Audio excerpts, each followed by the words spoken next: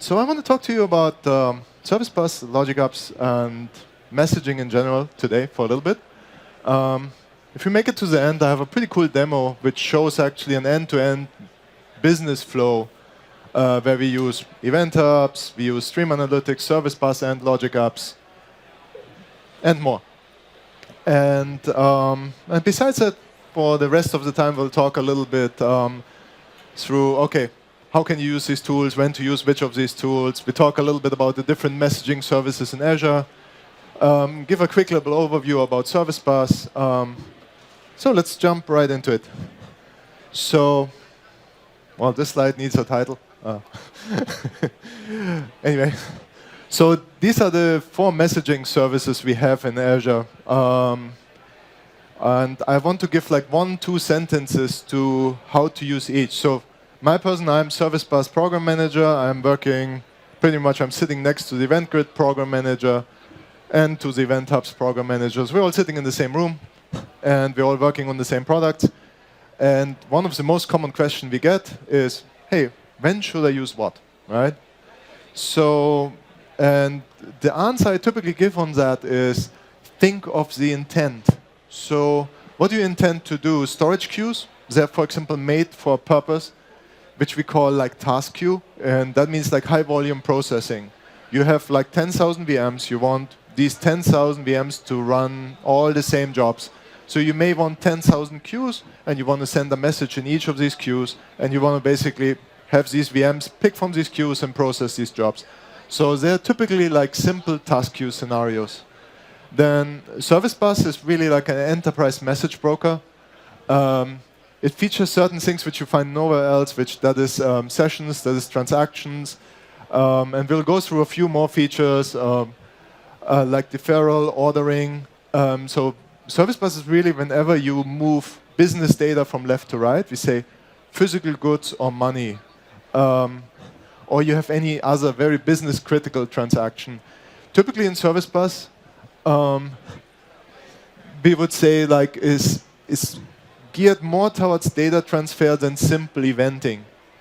Then event hubs, that is really big data streaming. So imagine you create a game, you call it Halo, and you have like 4 million gamers or 10 million gamers, and all of these gamers send you tons and tons of events.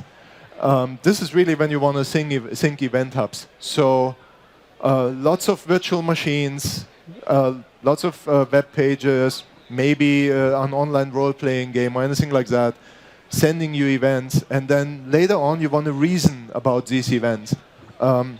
Event Hubs is really like a high-volume ingestion funnel-in pipeline. That's really what it's made for. It's really not made for like business transactions or any of that, right? So, and then the new kid on the block, which is gaining momentum very quick, is Event Grid. And Event Grid is a little bit the opposite of Event Hubs. It's actually high volume fan out. So something happens on one of your services, and you want to tell the whole world about it. So you say, I uploaded a new image to a storage account. Now I want to tell a Logic app to trigger cognitive services and analyze that image. I built that actually once. And it works pretty cool, like stuff like that. Or at the same time, though, I want to tell Stream Analytics that someone uploaded a new picture, and I put this event into an event hub. And at the same point in time, I want to trigger a function, which is doing something with the image, like copying it somewhere. So you see, like it's like a high-volume fan-out scenario. The key when you think about Event Grid is in this one sentence we have down there, cross-cloud reactive programming. So the goal of Event Grid is not to stay only Azure. It's really going cross-cloud. And we're making quite good progress.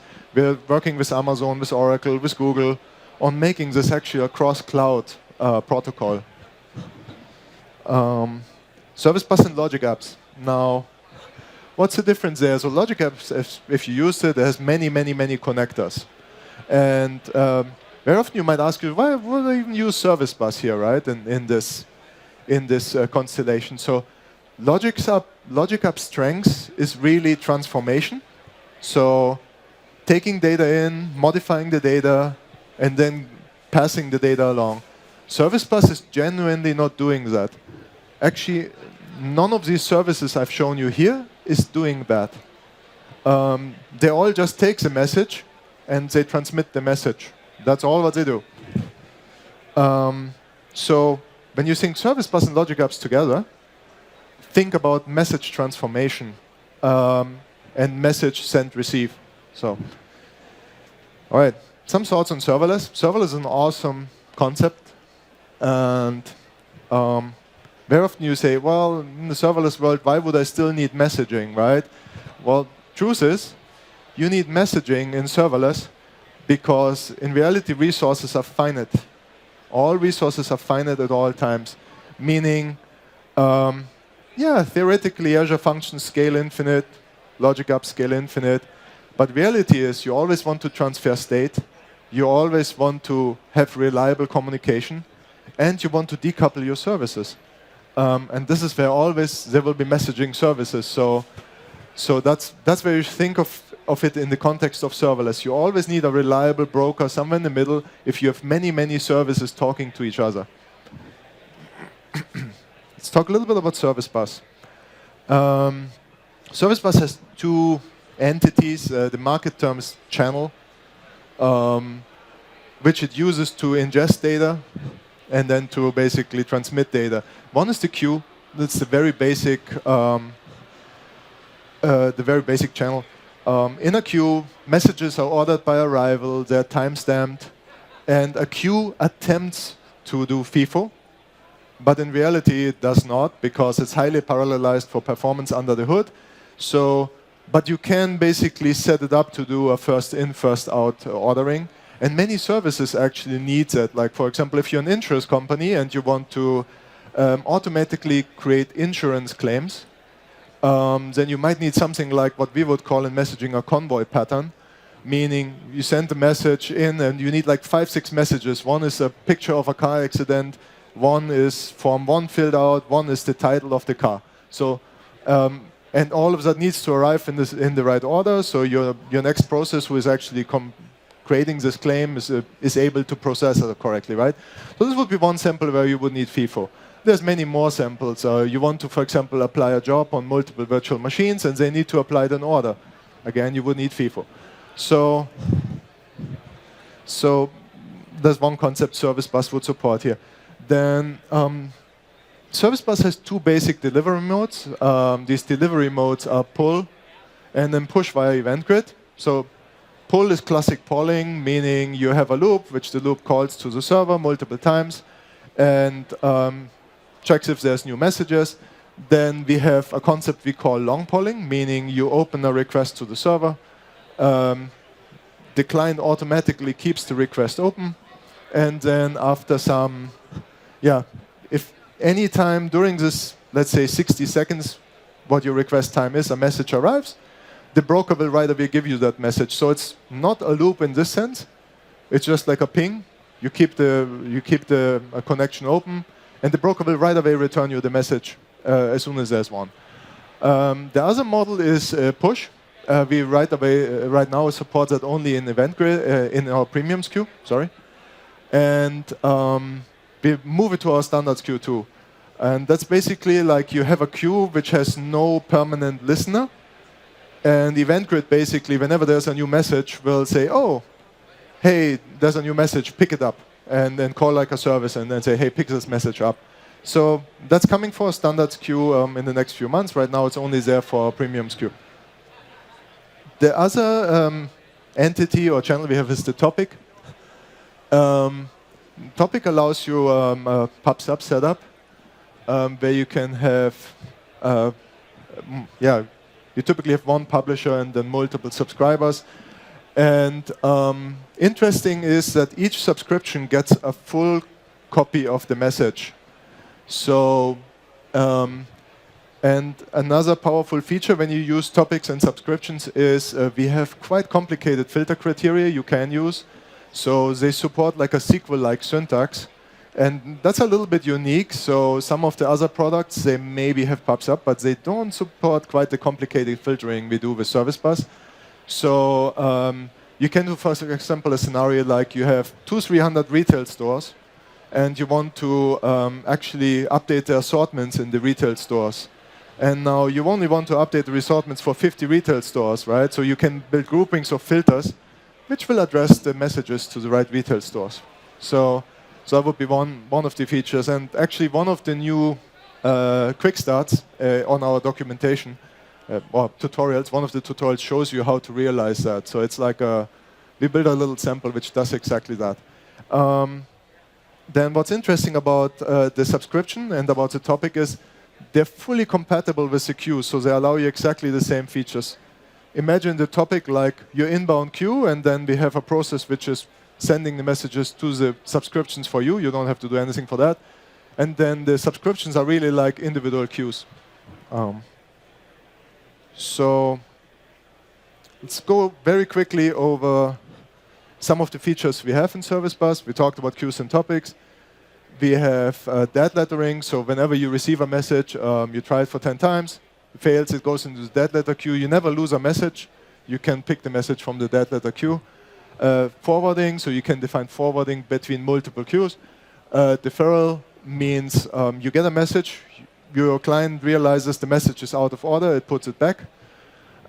Sessions, that's mostly to guarantee FIFO or also to realize scenarios where you need many small subqueues and sequences of messages. Batching or long polling, I explained the long polling a little bit. That was the 60-second call. Batching is you can send 100 messages in a go, 10 messages in a go. You can receive 10 messages in a go. That's what's behind that. We support transactions. So if you want like an all or nothing, sending to 1 or 2 queues or receiving from 1 or 2 queues, and you say, hey, this must happen, otherwise I want to roll back, we support that too. It's not officially announced, but the client is checked in. I actually wrote the documentation and everything. It's going through the check-in process right now and through the release process. Should be there next week. Standard to premium migration, that was a long-term topic. So we just created a new way of standard premium migration. It's now a 2-click migration or 2 API call migration. So in the past, you had to copy your entities. It was quite clumsy. Now it's just 2 clicks, basically, or 2 API calls. Scheduled delivery is what it says it is. You basically send a message, and the message arrives. You can say, I want this message to be in the queue only at this time. Filtering and actions, we spoke about when we talk about topics. You can basically determine which subscription gets what message. Then you can delete subscriptions if they never get messages. That's the auto-delete. Duplicate detection is a filter on the message ID. And some new features we have is RBAC and MSI support, and the geodata recovery, or geometadata recovery. Yeah.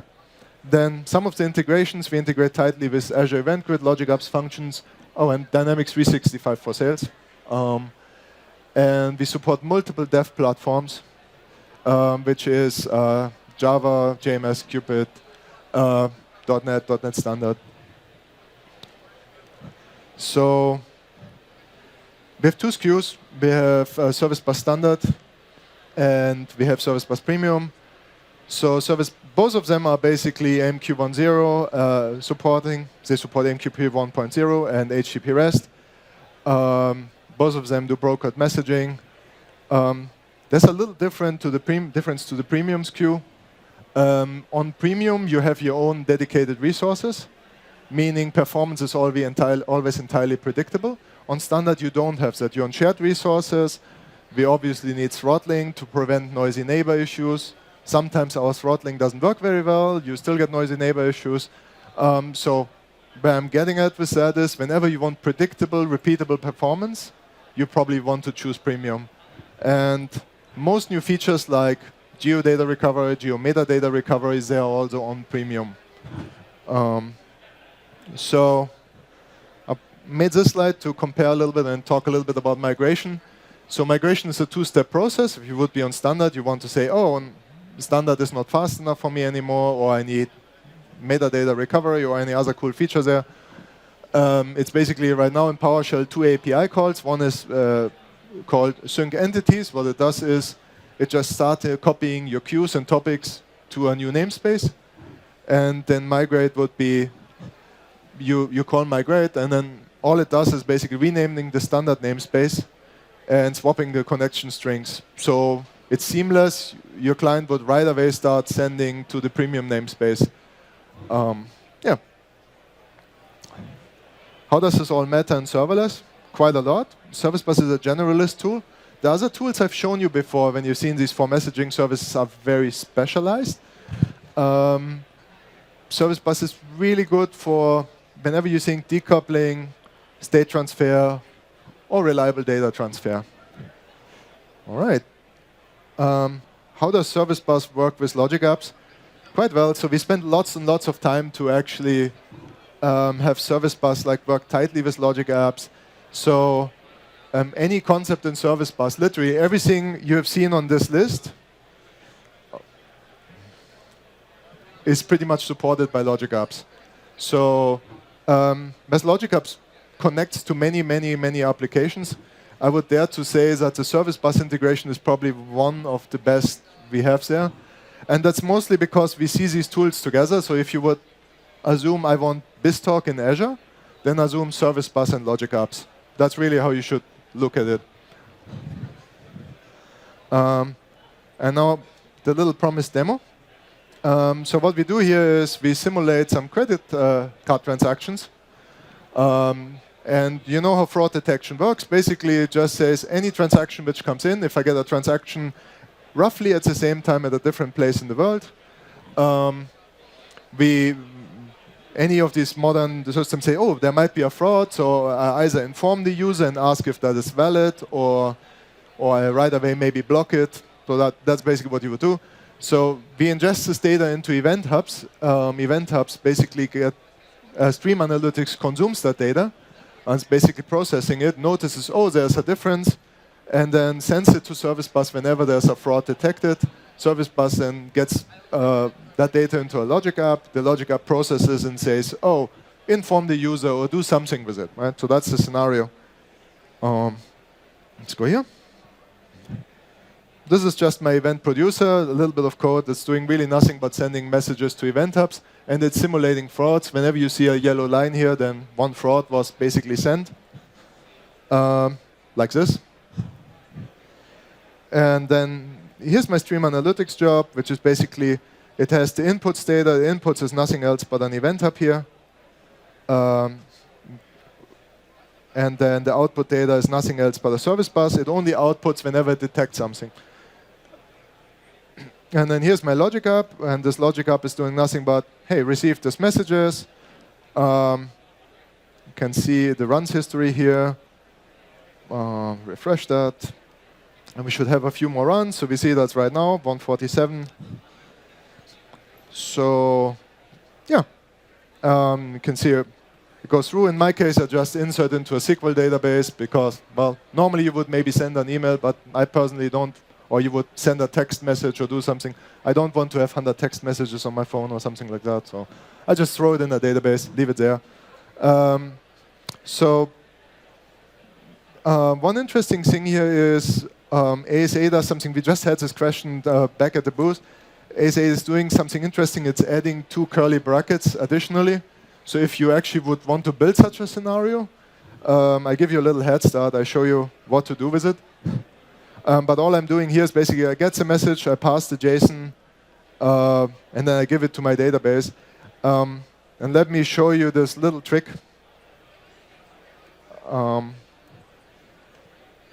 Which you need to do if you would want to build something like that, or consume anything from ASA Service Bus into logic apps.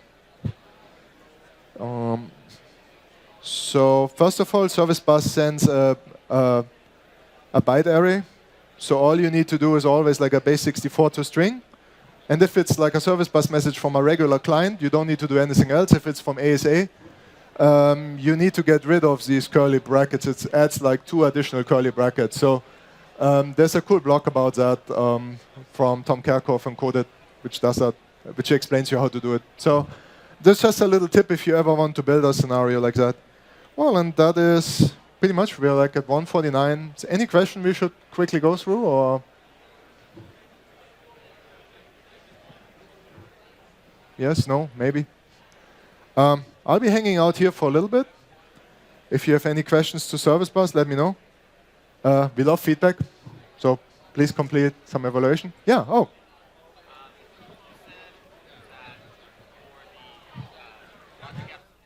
Sorry. Yeah? Yeah?